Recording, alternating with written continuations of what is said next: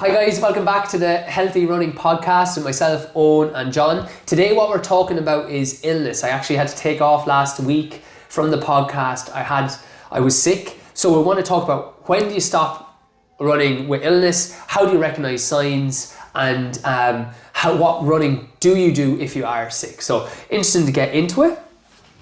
Great, so let's go. Alright, so I'll start with how do you know when to stop, all right? So the way I would look at it is usually we use the neck rule. If it's above your neck, so if it's like in your nose, you might have a sore throat.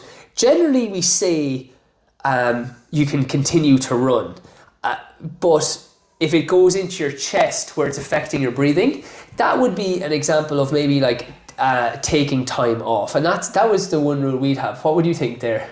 Definitely. Above the neck, anything above the neck, sinusitis, a mild sore throat, a blocked nose, maybe a mild earache. I maybe modify slightly, but would still train. But anything below my neck, a productive cough, nausea, or anything gastrointestinal, pull the plug and take a day off. Yeah, and look, cause I'm very lucky. I don't get sick often, but you kind of instinctively know. I'm running at the moment. When I've been sick, and it's I know, I had to come home. I've been taking 2 days off. I tried today. 30 minutes in, it was the most horrendous time of my life. Where I've had it after COVID, where you went running, you can kind of feel a tightness, but it's I'm actually running fine. I can feel I'm not 100%, but it's a different feeling than longing to go home. Do you know? So I think it's one is runners sometimes can always feel I'm being a wimp, or I'm not mentally strong enough, when in fact the opposite is true. We're going out running nearly every day, we're highly motivated, but yet we have this complex of we don't do enough, where I'm cheating out on a run, and it's listening to your body and giving yourself that permission that if you are sick, it can save a lot of time. Because even for me now, right, what happened was I woke up on a day, I was meant to have a race on, and I was I feel terrible. Went for an easy run, my throat was sore. Now breath was okay, and I was we have another big race coming up soon. So rang my coach and was look, I don't know if I run. And he's look, if you're thinking about not running on the day, that's a good indication that you shouldn't run. He was do an easy run. But because I had already taken the run off, or the race off, I was no, I'll do a running session and I can drop out if I'm okay. Now actually I heard a thing that from a virologist, that if you are getting sick that day, a lot of times you'll actually run better, because your body is nearly hyper producing things. So we need to be a little bit more careful on that day, because you might feel okay in the session. And that brings me to the second thing about modifying training. So I think you said productive cough, feeling the chest, or just malaise. If it's feeling if you're dragging yourself around, I'm one of them as well. It's I'm feeling terrible, can barely go to work or do anything, but yet somehow I'll go out and do a run. You know what I mean? Yep. Of course. The second thing then with that is what training to do. There's a thing with the training, right, is that always you should have kind of one goal with the session. So if I'm doing a threshold session, it's to improve my threshold. If I'm doing a recovery run, it's just to recover and get that really light aerobic stimulus. So have it that if you are running when you're battling an illness, or if you're running with an injury, say, the real goal is just to be to recover from the illness or to recover from the injury. So keep that in mind, that it's now the goal is not to get fitter that day. The goal is just if tomorrow I wake up and I feel better, if tomorrow I wake up and I feel better, today's run did its job. Yeah. If tomorrow I wake up and I feel way worse, even though the fitness I got, say, from the run, because I run harder, that run didn't do its job. Yeah. So always I would say to people put on your heart rate monitor, run easier. If you are going to stay running, and look, I would nearly always stay running. It's I don't get much. If I have a sore throat, sometimes it can feel a bit run down, but maybe just alter the training. It's like missing one session, you never regret, do you, really? No, and when, say, particularly sessions are obviously high octane efforts. Yes. They can actually, in a way, suppress your immune system, which can obviously cause a worse illness. Also doing a session, say, just if you're feeling a bit under the weather, say if you have a temperature or your heart rate is slightly higher, you might become dehydrated, you have a greater risk of injury. So to modify it and pull it back really is a smart thing. That is such a good point. And I've seen that, like even the 30-minute run today, I had to just jog to my car to pick something up. And like a hip is sore. Because as you said, it's like, I'm not like, the thoughts of even, I'm trying to keep having water. I'm trying to like do the right things, but you're out of habits. Like, you know, I just want to lie on the couch now and then just like look after myself. I don't want to do the right thing. So like, even like, and your body's working on things, muscles are going to get tight. Like, so you could get like a slight little hamstring strain or like a calf spasm because you're running harder when you have something on you. So how, like, because you're in the same mentality. That's why we get on. It's like you would have that same mentality, and nearly everyone watching this, if you're listening to this on a run, you have that mentality that you don't really stop. And it's a bit, there's a thing that like your biggest strength is often your biggest weakness in life, you know. So if you are someone who, like, you're very empathetic, you know, you really understand people, good chance that you're going to get walked over with people if you don't keep that in check. If you're someone who's very like forthright and you're like a very good leader, you can take it. If that's not kept in check, you're going to be like arrogant and like nearly a bit of a bully. So it's the same with running. Like a lot of the strengths that we have, the things that get us good at running, is like going out when we're tired, are some of the things that we have to watch when we are sick. I know there's not a question in there, but what do you think of that? Or like, I think of it when, say, you're in the middle of a hard training or you're starting a new training block. Yes. Say you've had a bit of time off the end of an off season, you're starting a new block. First 2 sessions you feel absolutely miserable. Your legs are stiff, but you still drag yourself out to do your easy run the next day. You still drag yourself into the gym. You have DOMS in your hamstring, but you still manage. You might have a session to do on a Saturday. Excuse me. You might run at 80% instead of 100%, but you get through it. You push through it. I think that's the mentality of a lot of runners. Big time. I just want to tick it off and get it done. Yeah, and look, it does help you a lot. Like, I think that neck rule. How else would you determine if like you're going to run that day or not? So when I get out of bed in the morning, my resting heart rate. Yeah, I was going to say baseline measures are really important. So, absolutely. So if tracking that regularly, having a little training diary and noting that day to day. Yeah. And okay, so you're doing heart rate. I know people do heart rate variability now. You can get an app. I think it's like HRV for training. Yeah. People have Whoop apps and stuff, but like the HRV for training is like 11 quid to download. Yeah. I think those baseline measures are so important. Absolutely. Like, I know my heart rate at the moment is up. It's normally 48. Do I take that every day? No. But I have a baseline when I'm generally fit. Yeah. And I do it for like a week. And it's like 48, 47, 48 when I'm waking up in bed. You know, I just have my stopwatch. I don't have my phone in my room, so I can't do the HRV. But there's some of the like having a baseline, it makes you not think that you're a wuss for not running. It's like, look, your heart rate is up like 10 beats. That's an indication that it's working a lot harder. Or HRV, it's like the heart's just very solid. It's not able to adapt because it's fighting something else. Yeah. Do you do HRV or no? Just the heart rate?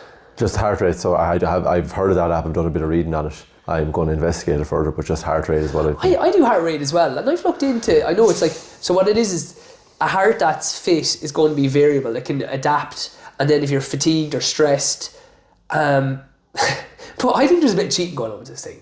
Like, I always think the heart rate is enough because in it, right, you have to do it. And I think the Whoop do the same, where it's like you then fill in a questionnaire after it, and they're like, oh, it always knows that like my recovery was terrible when I was out the night before drinking. It's like, yeah, you did have to fill out in a survey to say were you drinking alcohol and how many hours sleep did you get. It's not rocket like. If I didn't do anything with HRV, I would from the survey I could say, oh, you're probably going to be fatigued, are you? It's like, yeah, if you drank 10 pints, like. But you mentioned Whoop there, and now I know they're popular, but if it's on your wrist, again, I'd be questioning it more like heart rate monitors across your chest. You can trust your heart rate monitor on that. But something on your wrist isn't accurate versus your chest, I would think. This is a segue, right? But it's a really good point. if you have a Garmin or a Polar, buy a chest strap. Whatever about Whoop, because at least it's like it's going at a slower pulse. Heart, like your watch having the ability to go at your wrist when you go into threshold pace it's actually garbage. Like, you know, I had to buy a new heart rate monitor. I think it cost 60 quid. Yeah. Do you know, like Black Friday is coming up. Yeah. Buy a heart rate monitor. I know a guy, he puts the heart rate monitor on, he uses that app. It's going to be a lot cheaper than what you're doing. And I know in some of our training sessions last year, some of the players at club level would award Fitbits training. Yes. And saying your average heart rate for a session is something like 168 or 178 for a 90-minute session. That's not possible. Yeah, exactly. Like it's way out. There's no one who could sustain that for an average. Yeah. An average, like. Yeah. And these are people in hurling getting breaks. Yeah. These are people in hurling getting breaks, being allowed to change. So that's like super interesting. The last thing I'm going to say with to finish off the illness, and we're going to just move onto the book. You can get the book for free, but we'll go on to another article, and I'm just throwing this on John because we've gone through things quickly, is my late coach Lindsay Dunn. If you are out sick, like say for me, and I didn't take this advice today and I should have, but is if you have to take time off, be it an injury or be it sick, so say like me, I've taken 2 days, the day you feel better, I remember I used to ring him and I'd be like, oh, I feel better now. You kind of know, and runners, we are always keen to get back. I'll go an easy day today. He goes, no, take one more day. Because like you can feel better day to day, and the one extra day won't kill you. But a lot of times, like I should have done this. I'm literally, I was feeling terrible. Did that session Saturday, felt terrible. I was running for a whole week and a bit, like 60 minutes, not doing sessions, and then I tried a session. But like, if I had taken 2 days there and the day I felt better took one more day, you'll probably kill the thing you have. Same with an injury. So if it is something in your chest or you feel totally tired that you have taken a day or two's rest, if it is like say if it's a 1 day and then you go back, I'd probably just go back. But if it's something that over like 2 or 3 days that's lingering, the day you're feeling better is you should just take one more day to make sure of it. Yeah, absolutely. Okay, perfect. So we're going to look into the book now. We'll go into different chapters. I might actually just start this is just different articles I've written. And it's just a different way of talking through. I have a little audiobook. I might redo that audiobook. But what we want to do is I'm going to look at this article. This was an article that I actually read from Mike Boyle, and I just put it in. And on the emails, I credit him with it. So it's one body, right? And it was such a good idea. It's about the thing of the importance of maintenance. I'm going to check to make sure this is still recording. Yeah, we're good. All right. It's about the idea of maintenance. And what it says is that imagine when you were 17 or 16 in America, your parents gave you a car, brand new car, but there's only one condition. You can't ever change that car. That's your car for life. How you'd look after a car, you'd get regular services. You'd make sure it's maintained properly. You'd change the oils, because even if you had to get a new part for the car, it would never work the same as it should. And our bodies are basically like that we only get one body. And sometimes we just need that push. Or I always send this to the Pilates people because they have taken that step. There are people who are running. It's you are kind of investing in your body for better health when you're older, or just better fitness now. And either way you're going to spend money. You're either going to spend it now or you're going to spend it with doctors, with obesity or issues when you're older. You're going to spend it now doing Pilates, or issues going to a surgeon or whoever when you're older. So the great thing about our body is that it can reset itself. It does fix itself. And it's just an analogy that I love. And I think sometimes the knowledge is out there. People, if you want to find out what to do, you can. The more it's just to remind yourself why you're doing it. What do you think about that? That's just a bit of a land on you. Oh, I think it's a great point. And I think back, and I actually use myself. I struggled enough for a long time, persistently, with muscle injuries due to a lower back issue I have. And I actually went to you, Owen, if you remember, for screening. Oh yes, yeah. First time coming into Owen, and like putting on myself to get that. Yeah. And like it's like servicing the car, essentially, using what your comparison there. And that got me in order, put a plan in place, and since then it's been rare that I've had a muscle injury, really. Yeah, that's mad. I actually forgot about that. I was going to say that. So that's actually... I'd say 6 years ago now at this stage. Yeah. Before that, for a couple of years I was tormented with injuries. But taking the time to go to the right person on it and actually get the right plan made a huge difference to me. So I suppose that's just showing the importance for people of, you know. And it's like, as you said, recognizing like I am a car, I'm putting miles on this thing, or like, you know, you were young, it's like you want to have it that like something's wrong here. Like, and it's not at any age. I had a woman right in here, she just came earlier today, and she's flying again, which is great. Now, like, flying for her. This girl couldn't walk, like she was just limping. She's had 3 spinal surgeries. They just did her back, and they were going to set her up for three additional spinal surgeries. Like, these are penciled in. She didn't even know what a bridge was. Never seen a core exercise. Never had any kind of like power walking program. I'm like, are you for real? That people are just literally sawing this woman open, and nobody's giving her like, you know, here, listen, by the way, switch on your glutes a little bit to take a bit of pressure off your back. By the way, you sit like a donkey. You know, like just little small things. And because she's older, it doesn't take a lot to get the strength up. Like, her legs were like matchsticks. I was like, come on. And she's like, God, I feel way better. It's like, yeah, no freaking shit, like, you feel better. Anyway, so it's just something. I think we'll roll into one more, and then we'll leave it, right? And this could take a little bit longer, so I don't know, I should maybe do it. On the book, right, the second paragraph, John doesn't see this, so it's a fitness evaluation, and what we'll try to do is put a link to this. I'll make up a blog post on this, so if you can click it and you can just do the little quiz. I'll try to see if they can make a quiz. All right, so this is a way of like, on that idea of, is it a car? Like the way John was able to assess, you know, I get muscle injuries, I'm breaking down, I need to like find a new plan. Sometimes we can just be going along. Okay, like I'm a little bit sick now.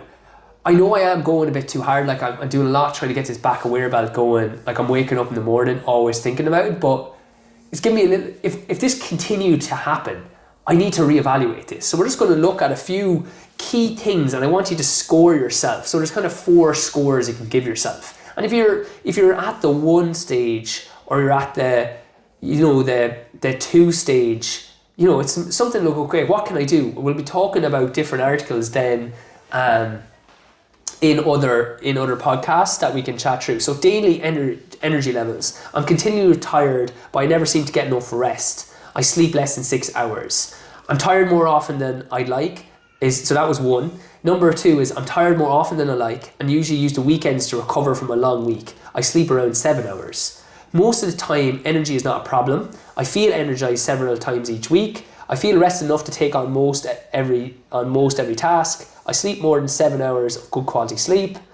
I get plenty of sleep. I feel energized all day long. And this is the last one, sorry. And usually friends say they wish they had as much energy as. Where would you class yourself on that, do you think? Would you be like less than 6 hours, wrecked, around 6 to 7 hours, generally tired, energy most of the times, or are you the person that most people say they have energy like?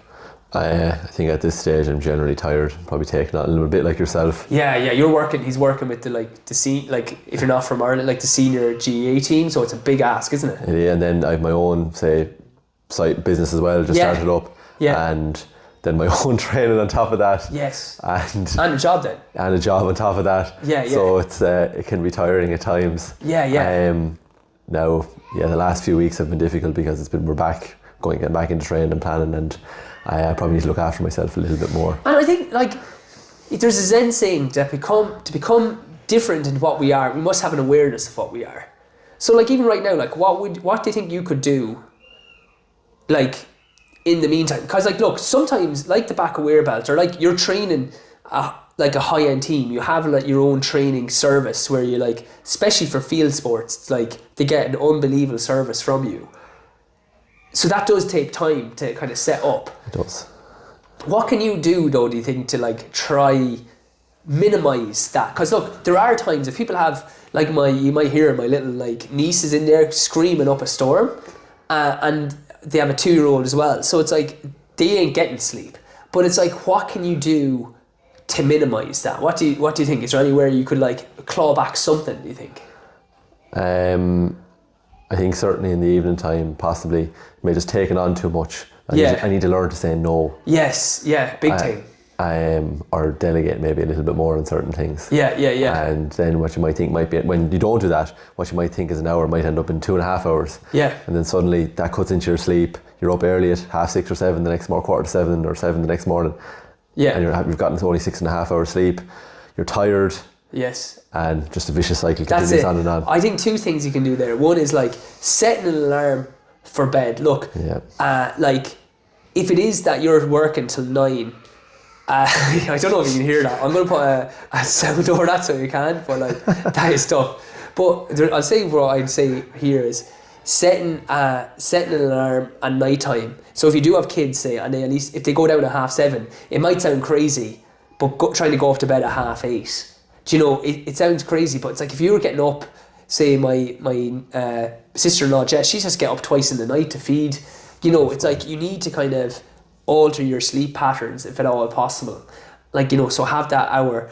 The other thing is like, on a day, is there any way you could go to your car and try like a 20-minute nap? And then you said the last one is good. Like I do a thing of, we might do a little piece of this is, I know I'm being successful when. And what that means is, I write down, because when like with physio or with anything, like the horizon always changes. When I was in college, you know, making 50 grand was like, oh my God, you'd be a millionaire. Do you know what I mean? But then you make 50 and it's like, you know, other people making more, or, you know, you get used to seeing like 10 patients, then you get used to seeing 15, then you get used to seeing 20, 25. Like things always evolve. Like you become you're in a one stage in your job. Now, that's not to say that that's not what you're like. You need to determine what success is for you. So for me, like I know I'm being successful when I have time to spend on my health and fitness. Like a great day for me is I wake up, I do some work, I go for a run about 10:30. Now it's not always possible. I lecture as well, so it's not possible all the time. I then go for a nap, like a 20-minute, 30-minute nap. I honestly do not care what happens the rest of the day. If I'm working till like 8, 9.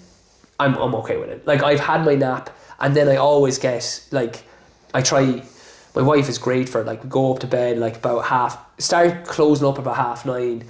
We were really good with the clocks turning back. We nearly try to stay on that old time so that we're up reading the books for about 10, falling asleep. Then if I'm wrecked, I'm falling asleep in 10 minutes or 10:30. And then at least if the day is manic, like I'll be waking up at like 6:30 before, or even earlier, and my brain is going, but at least I'm doing what I can. So say like Jess, if she's there, if my parents can take, because we live close, if they can take Grace for a while, just like literally run upstairs. Like I hop into my, like where my parents' house here, it's like I'll hop into that, like a spare bed. You know, I'll go out to my car, knock the thing back, put on a daily cam, because being successful is, you don't have to go, I'll be successful in 5 years with goals. You need to like start writing down like, what is success? And if success is like being the top coach, that's fine, but at least you've set that as a goal. It's not just something that like, I know I'm being successful when I have 50 people. You're going to have financial ones as well, but it's like, just write out like what is important to me, and then it's easier to say yes or to no, because it's like, I remember where I was doing physio and like seeing ridiculous amount of people and having to like run at ridiculously early in the morning or late at night, and like eating a sandwich within like 3 minutes to get back, you know. And it's like, right, am I actually more successful because I saw 15 people today instead of 10? Do you know? Yeah. So I think that is something, like I think recognizing it. Okay, and we'll do one more and then we'll leave it. This has actually been a good podcast. I actually think it's flown. Okay, daily activity is the next one that you want to grade yourself on. So the first level is I'm relatively sedentary. My recreational activities rarely, if ever, involve physical activity. My work involves sitting for 8 hours. Okay, so that's the first one. Like, are you basically just you don't really exercise? You sit a lot. You're not doing much. 2, I might take a walk occasionally, work in the garden or do other activities. So at least that, like, your daily living, your work is physical, or your daily life. Like, you might go for a power walk, you might do stuff in the garden that at least is some way physical. So that's number 2. I'm both physically active with things like garden work and tasks around the house, and I engage in active recreation too. If you're listening to this, you're going to be number 3, like hiking, walking, cycling, biking. So I'd say most people are here. I love the outdoors is number 4, being active, swimming, walking, hiking, biking, and other sports. And there's ways I choose to spend, they're the ways I spend to choose much of my off time, and consistently find ways to move at work or at home. My job keeps me active also. Now sometimes your job might be sitting. You're probably 3, 4 there? My normal job would involve a lot of sitting at an office desk. Yeah. The only thing is then it's like you do fitness training for like an elite team, so you're showing stuff there, and then you go to train sometimes other people. Yeah. And then you train every day, do you? Train 6 days a week. 6 days a week. I mean, if you're training 6 days a week, I'd probably put you in number 4 with one kind of rest day. And again, look, this isn't going from 0 to hero, but let's get rid of this myth that 2 days training a week is enough. No, it can't. Like, it has to be a minimum of 5. It's just to get it in the right zones. Yeah. Like, okay, 2 harder efforts a week. That's 2 to 3 max, but 2 for a lot of people starting off. But like, you look at the latest research, zone 2 training, so like heart rate between about 115, 140 beats per minute, actually building the mitochondria. That's how you develop. Yeah. That can be done 2 to 3 times a week, and it's easy. It's easy cardio. Yes, yeah, you're talking to a friend. Yeah, it's conversational. Like, you'd actually be stunned how slow you have to run to stay in that range. Yeah, that is interesting. Yeah, like I would do recovery runs, but I wouldn't really always like try push out of that, but it must be something I'll add back in a bit more. It's like, so obviously, just say you look at your sessions, so like your threshold sessions, you probably want to be in 155, 175. Yeah, depending on the person, mine is slightly higher, yeah. And then say, so that's your stimulus hit on that day. Exactly. Then on the other days, so 2 or 3 days before your next session, you can get a zone 2. Yeah. Maybe a strength session in as well. Obviously very important, so something like the Pilates. Yeah. And then obviously... You just cheeky plug all the time here. I know, I've done it before and I felt it in my hips, so I'm... Yeah, but that's it. It's like, it's having that variation. It's not killing yourself here every day, but it's like, you have to... If you don't have a life that has at least half an hour a day, something's going badly wrong here. And sometimes like I don't have kids, so I know it's a different thing, but I think if I did, it's like talking to your partner and going, right, like, you go in the morning or whenever suits you. Yeah. I'll mind them on my own. It doesn't take 2 all the time to mind kids. Do you have someone, like, they don't mind, like, taking that little bit of time for yourself? You know, it's that thing of like, on an airplane, you have to put on your own mask first. They're not saying that to be selfish. They're saying, like, if you pass out, you're going to be helping nobody. So it is like, can you even have half an hour? And as you said, it doesn't... 5 days, it could be easy run / walk, 115 to 140.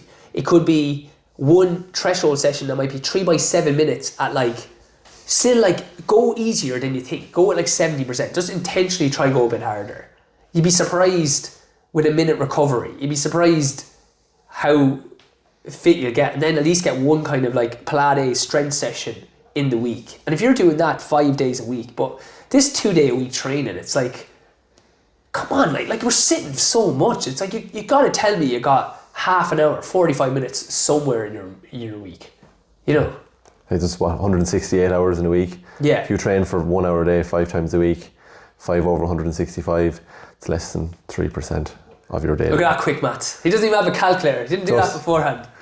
That's unbelievable. That's the way I'd see it anyway. Yeah, but that's it. It's like 3% of your week. It's like, and it's... If even. Look, the other thing as well, I think I'm not going to move on, but actually keep going on these, because I think they're ones that people can start chalking off.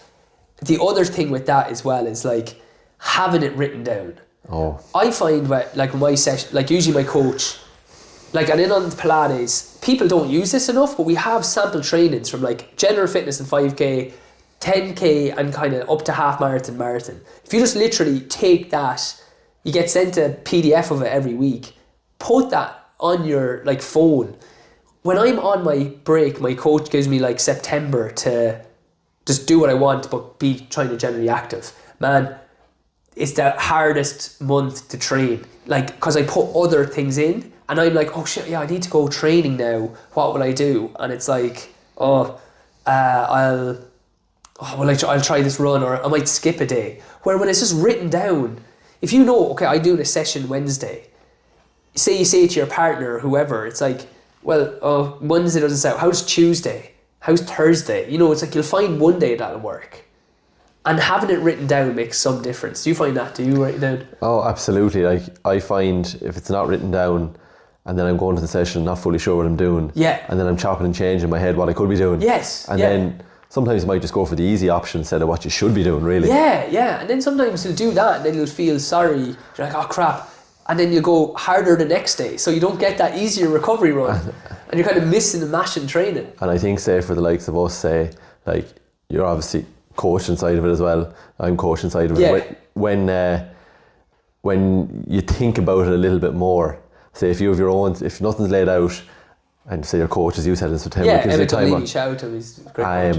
But like, you're thinking about it a bit more. Yeah. So you think to add in stuff and do this, whereas I think a lot of time people who maybe know themselves maybe farm out their own program to someone else. Exactly. I write all the programs the worry out. for a thing. It takes the worry out of it. It takes the worry out. And it's just nice having someone that, like, to go, you know, all right, they've thought about this. This is, like, we do a video explaining why. It's like, all right, just trust some kind of process and like consistency over time. As you said, it's like sometimes people will say, oh, I didn't really like that one. It's like, so what did you do instead? Oh, I did nothing.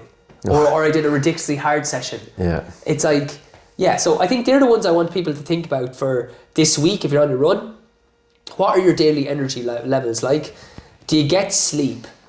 Can you get a nap? Can you, like, is there something that you can kind of cut currently to, like, maybe recover? And maybe think of the thing, you can pause after this. It's like, what is it that if I won the lotto, what would my day look like? And you'd be surprised how close you could get that day without winning the lotto. Just like, oh, you know what, I'd have a run. Well, it's like, well, I have Fridays off from work, or I have a bed, I can go for a nap, you know, and I don't actually need that extra 50 euros or dollars, whatever it is. It's like, so I'd say if I know I'm being successful when I do these things, and then have that when you're deciding to say yes or no to things.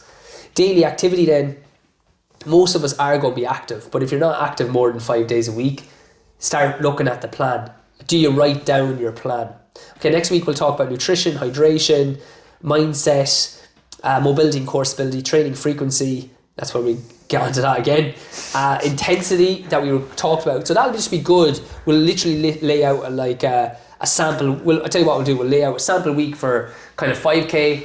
General fitness 5K, we'll do that next week, and then we'll do a marathon one and we'll just talk through it. Okay, John, that was absolutely brilliant. Thank you very much. Thanks very much, Sean.